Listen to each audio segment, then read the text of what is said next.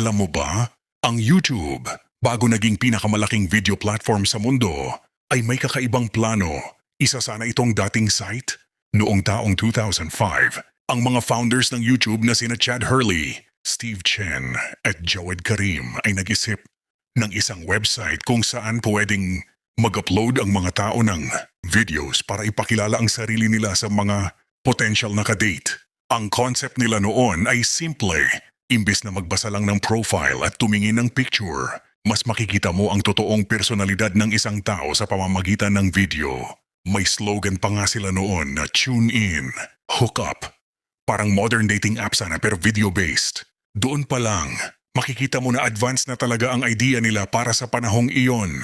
Pero may problema, halos walang gumagamit. Hindi ganoon kadali kumbinsihin ang mga tao noon na mag-post ng sarili nilang video para sa dating. Kakaunti ang uploads at hindi lumalaki ang platform. Dito nagbago ang lahat. Napansin ng creators na mas gusto pala ng mga tao mag-upload ng kahit anong video.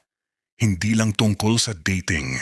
Mga funny clips, travel videos, music at kahit simpleng vlog. Kaya mabilis silang nag-pivot mula sa isang dating site concept. Ginawa nilang general video sharing platform ang YouTube. At ang unang video na na-upload sa YouTube, ang Me at the Zoo noong 2005, kung saan simpleng nagkukuwento lang si Jawed Karim sa harap ng mga elepante. Mula sa simpleng idea na dating site, naging global platform ito na ngayon ay may bilyon-bilyong users araw-araw. Isipin mo, kung nag-work yung original idea nila, baka iba ang YouTube ngayon. Baka puro dating videos lang ang laman nito. Kung gusto mo pa ng mga ganitong kwento, follow mo lang ang page para sa mas marami pang history at kaalaman ng mundo.